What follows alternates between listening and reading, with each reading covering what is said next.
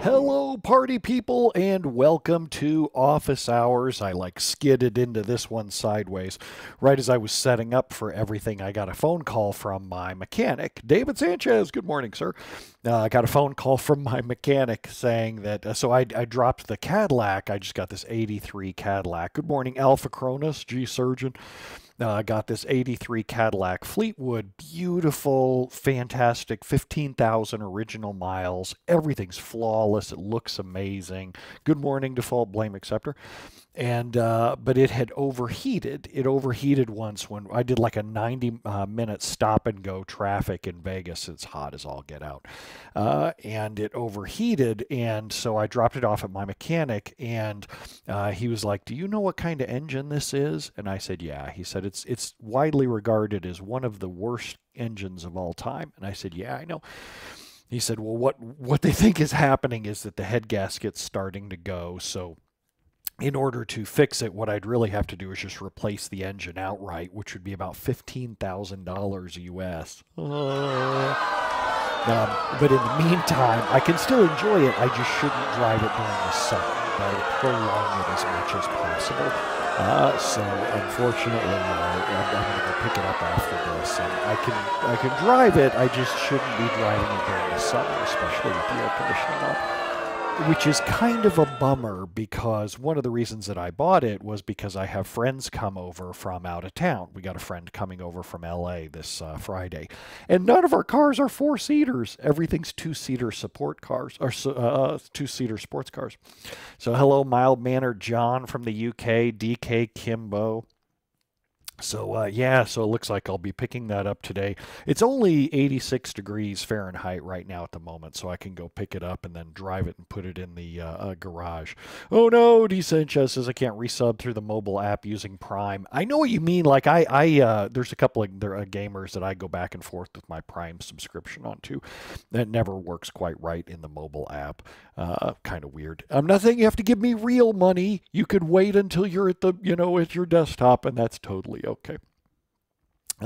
For those of you who don't know what the subscription thing is, on Twitch, if you have Amazon Prime, you get one free subscription that you can use towards a streamer.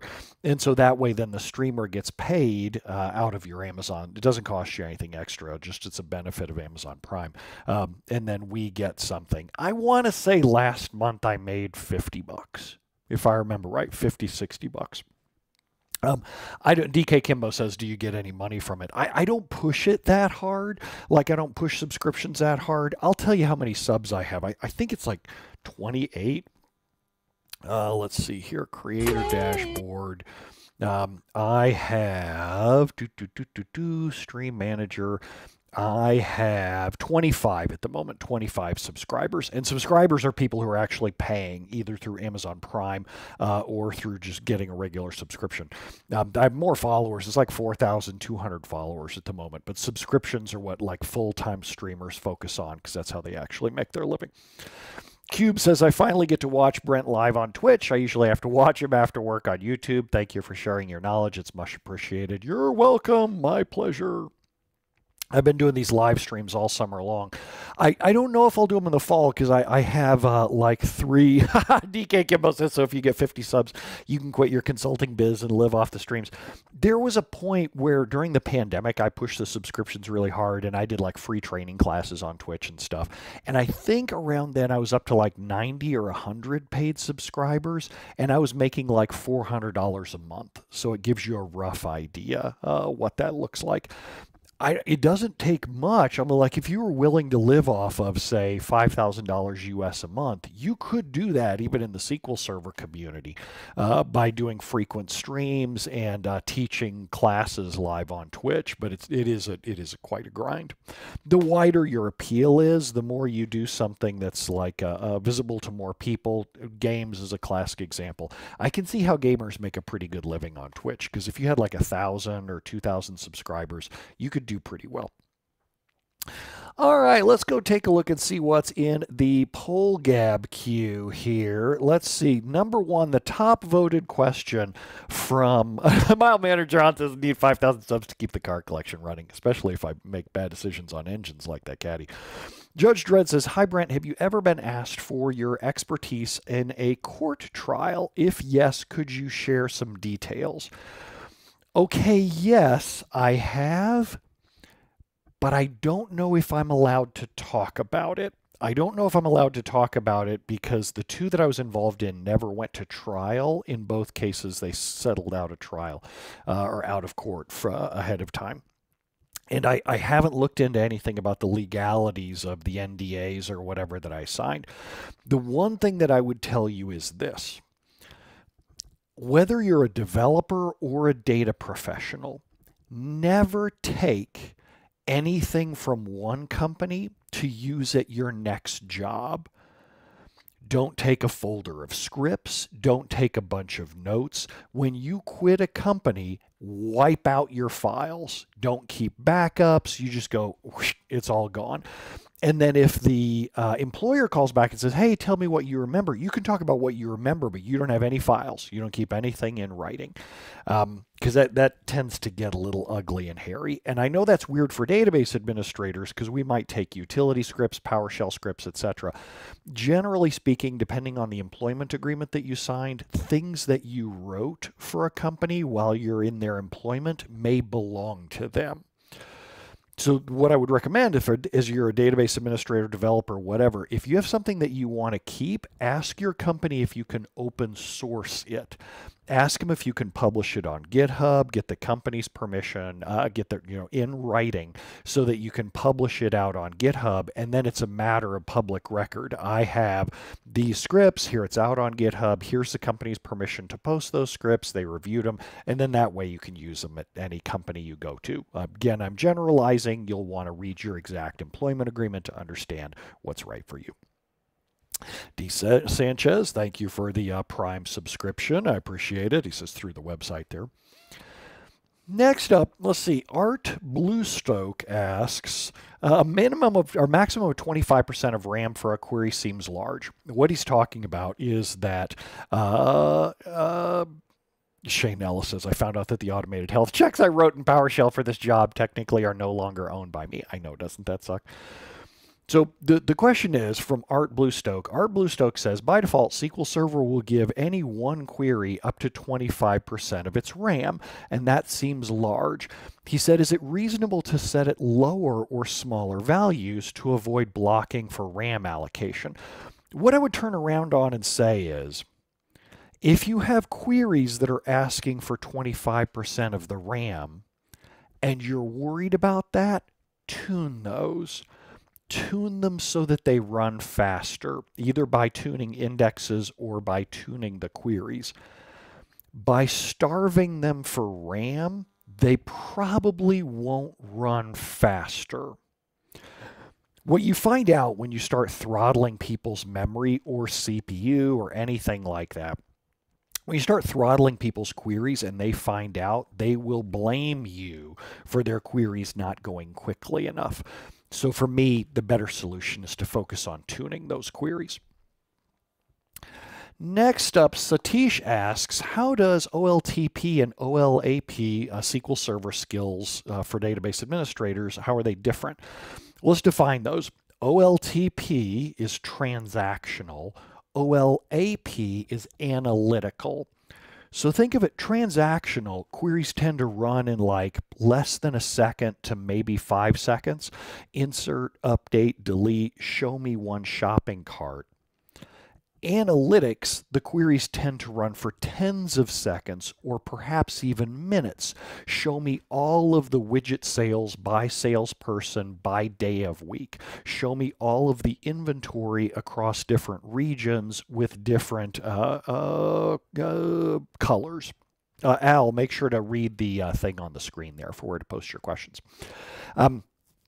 So because of that, short queries versus long queries, short queries tend to be very finely tuned and they tend to be generated once and then called repeatedly. For example, there are only so many ways that you design an insert into a shopping cart. You design that once and it's done. Whereas with the big, long-ranging analytical queries, they change all the time and they're often written by people who are less trained. So the skill sets on those tend to be different. Transactional people, they can focus on tuning a relatively small number of queries. Analytical people have to focus on tuning the system to support a large number of queries, typically written by untrained people. So that hopefully gives you a real high-level difference between the two.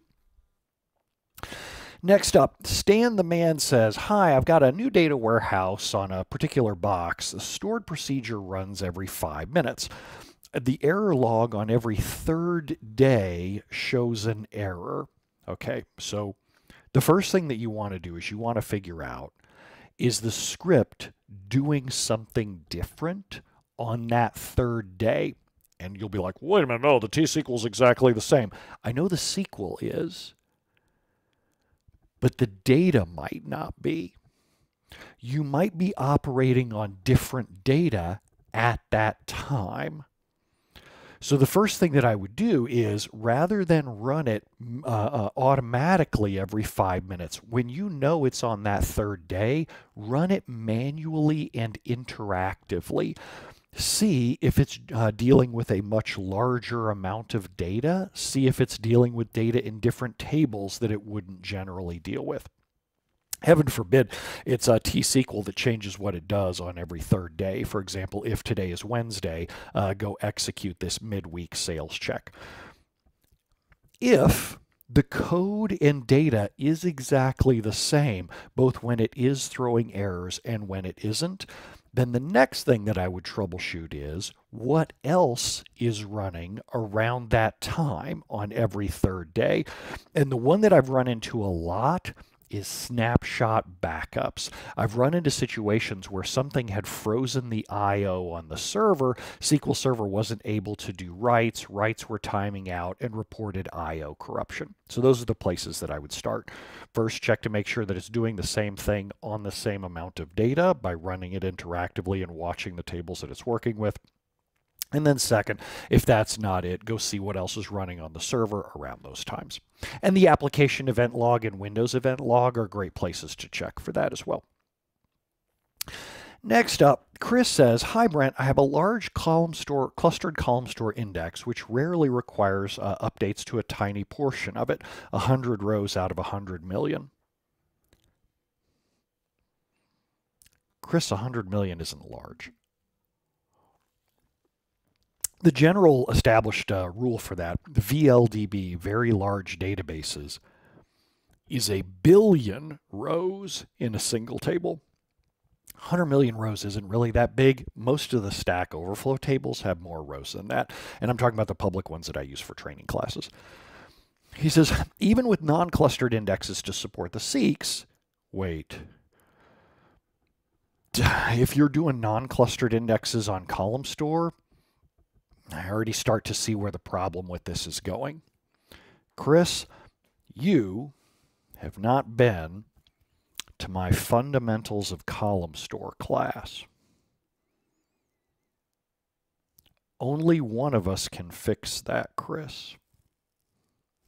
I mean, I suppose I could fix that. I could offer you free subscriptions, but then if I give you free subscriptions, how am I going to afford all of the nice fancy sports cars that I run? Chris, go attend my Fundamentals of Column Store class. Next up, we have DBA With Anxiety says, hi Brent, do you have a worksheet to decide when we should use SQL Server or when we should use an open source solution? Oh, that's very easy. What database does your team have the most experience using? Whatever database you have the most experience using, that's what you should use for your application. If you're the person who gets to decide, that means you only have a couple few people on your team. You don't have a huge amount of expertise that you can lean on when something goes wrong with the database engine. Database people are really, really expensive. You should avoid hiring them whenever you can, and doing that means building stuff on top of databases that you already use. DK Kimbo says, where is the PollGab link?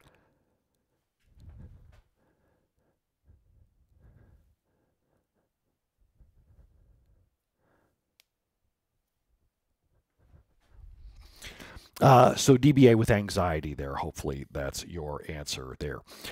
Generally, when you work for large companies that have whole teams of people, they will have infrastructure staff that help make those decisions.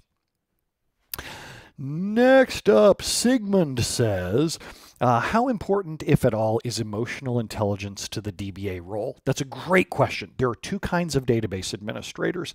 There are production DBAs and development DBAs. And if you don't know the difference between those two, Google for Brent Ozar, production DBA, development DBA.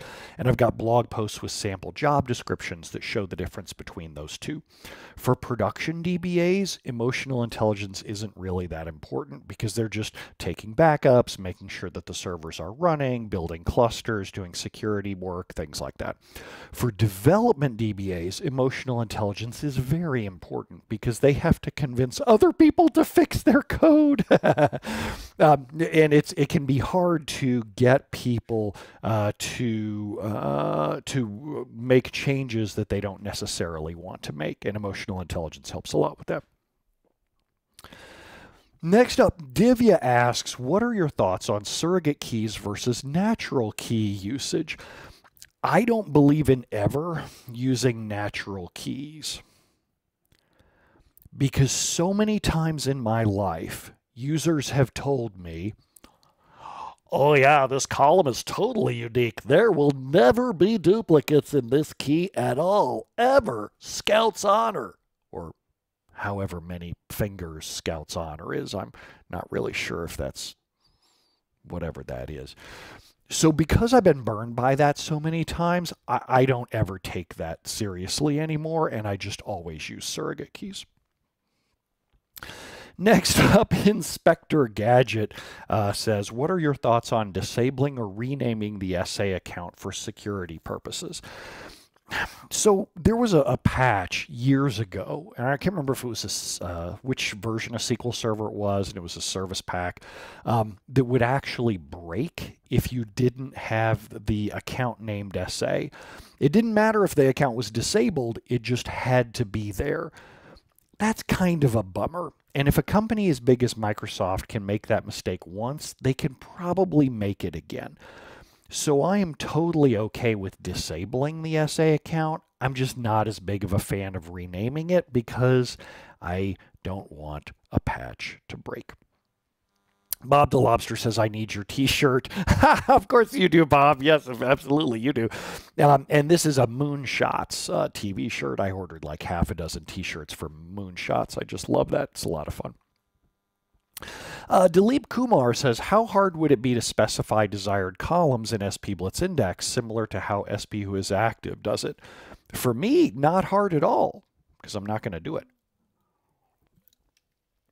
For you, because remember, open source doesn't mean free consulting or free development. It means that if you want something, you can build it because it's an open source license and you can do whatever you want with it within reason. And there's explained in the licensing.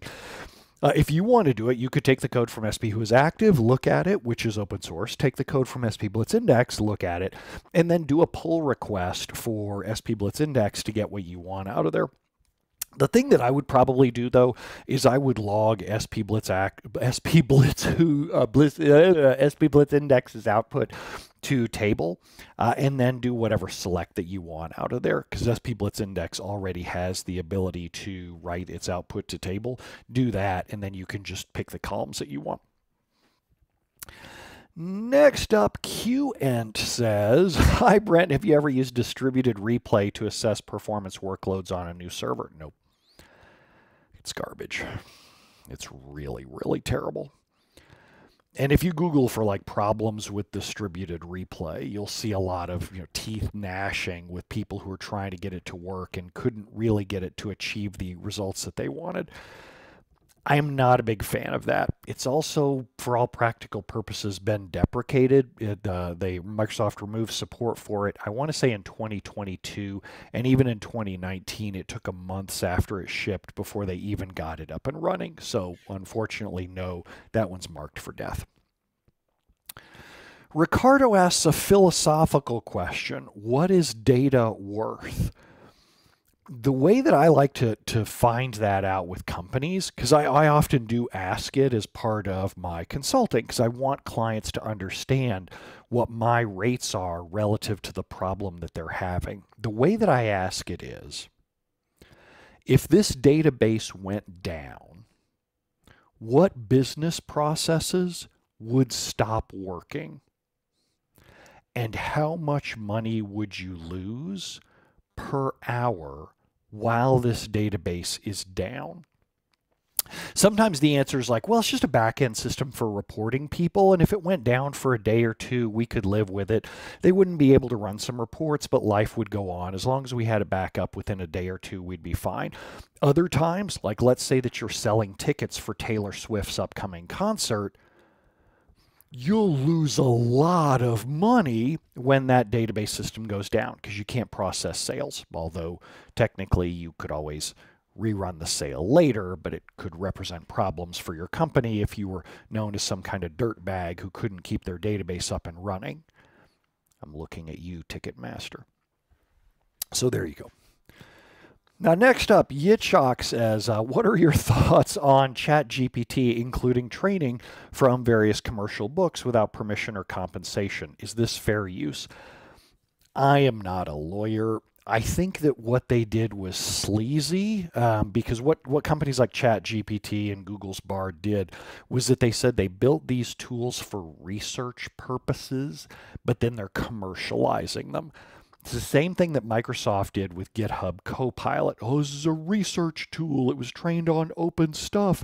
But if you look at it, it'll output code that was copyrighted. So that's a little bit of a problem. I'm not a lawyer, though. I'm glad I'm not trying to build a business on top of that, but I think it's going to be kind of sketchy. DK Kimbo says, I bet Brent emailed Ticketmaster a business card with a handwritten call me in the back.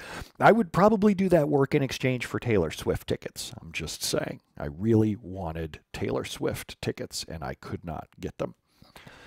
Cthulhu says, should you ever use SP execute SQL directly in C# code? If so, when? That kind of sounds like you're saying, I got this hammer. When should I use the hammer? Hey, you know what? Put the hammer down. Tell me about the problem that you're trying to solve, and then let's figure out what the appropriate solution and tool is for that problem. But otherwise, quit walking around the construction site and picking up random tools and saying, should I use this? That's a really bad way to learn how to use tools. Next up, Pablo says, should we configure alerts for SQL Error 833? In order to figure out which alerts you should configure, go to brentozar.com/go/alerts.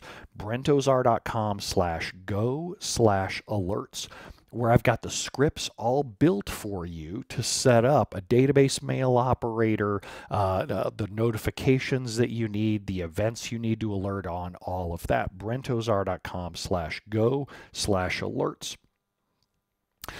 Rogie like Stogie asks, hey Brent, please help us understand why collation is different between two different columns in sys.indexes. What do you mean, why?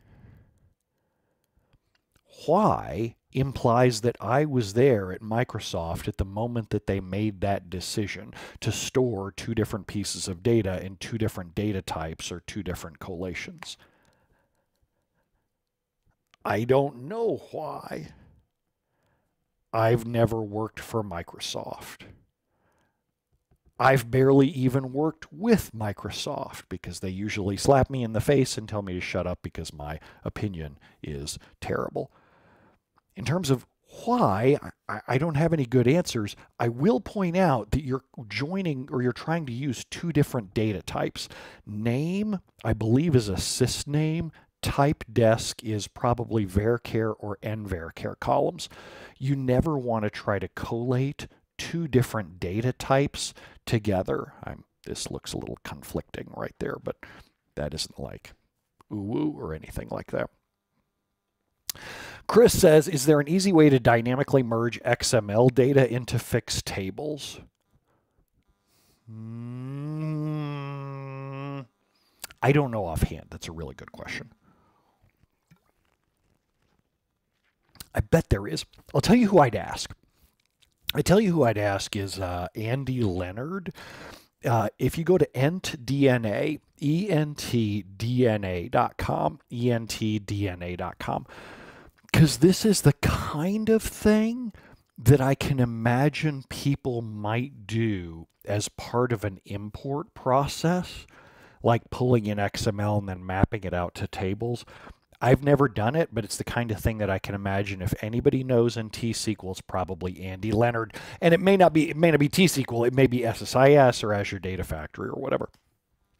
SQL Pilot says, I always wanted to be a DBA at Ticketmaster so I could embed my own custom code that guarantees me tickets for my favorite team. I like that. That's pretty good. And in a specific seat, too. Pete says, simple. Oh, isn't it funny in technology how the easy stuff is always hard and the hard stuff is easy? Pete says, simple. I want to pipe the messages tab, not the results tab, to a file. Reality is that my research has said if not impossible. You're right, Pete. I don't know of a way to export the messages to a file unless you use a custom client, like you write your own client in C#, take the messages and then export them to a file there. But I don't believe Management Studio has the ability to do that. You could easily do it in C#. I'm just not a C# person. I know because I've had several clients do it, but I don't know what the solution to that was. And Try Begin Cry says, suddenly one of my servers is taking 30 minutes to back up a 4 gig database. My backups go directly to blob storage in Azure. Okay, it's really simple. What you do is try a backup to null. If you search for SQL Server backup to null, there are examples out there. What you're doing is you're measuring how fast the reads happen from storage. We want to rule out that reading is the problem. If your null backup goes much quicker, that means the reads aren't a problem. Now we can start looking at the writes.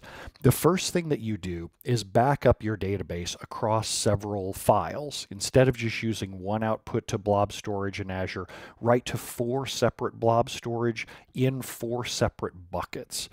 That'll give you higher throughput. There are even limits around specific Azure accounts, like you may have to back up to multiple accounts, but just start with 4 separate buckets and odds are it's going to go faster. The other thing that I would say is, are you backing up from on-premises up to the cloud? That's kind of sketch. That can end up taking a really long time because of your crappy bandwidth. I would rather you back it up to a UNC path locally first, not on the same server, but I mean inside your same data center, and then sync those files up to Azure at a later time. Imran says, what is your opinion of SQL Activity Monitor? It's garbage. Next.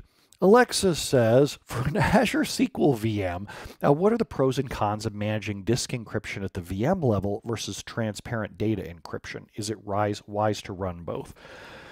So it depends on the threats that you're facing. And the threat that I always like to use as an example is, what if someone backs up a database to a location that you don't control?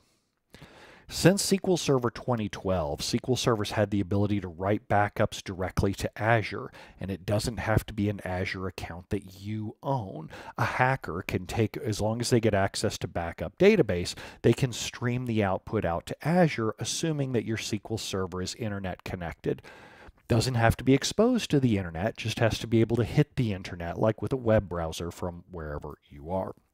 A surprising number of SQL servers are connected to the internet.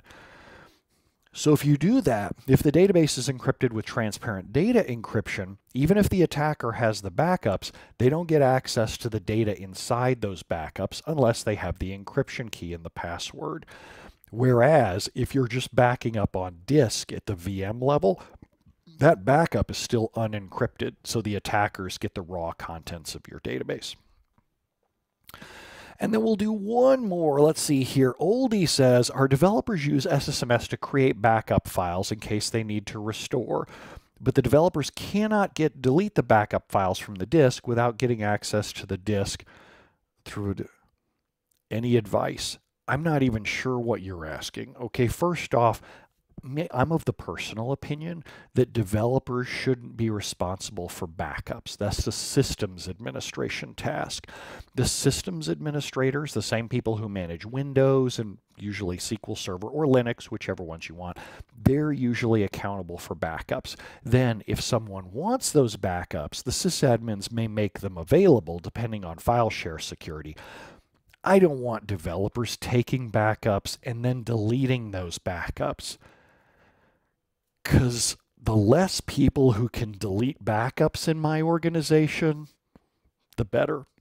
Hopefully that's obvious as to why. All right, there we go. Good round of questions. We'll see what y'all upvote out of the list for tomorrow's episode. Tomorrow we may not do open questions. There are actually like half a dozen pull requests outstanding for the first responder kit. So I may take tomorrow's webcast and do pull requests through the first responder kit instead, like walk through the testing that we do there, the code review, things like that.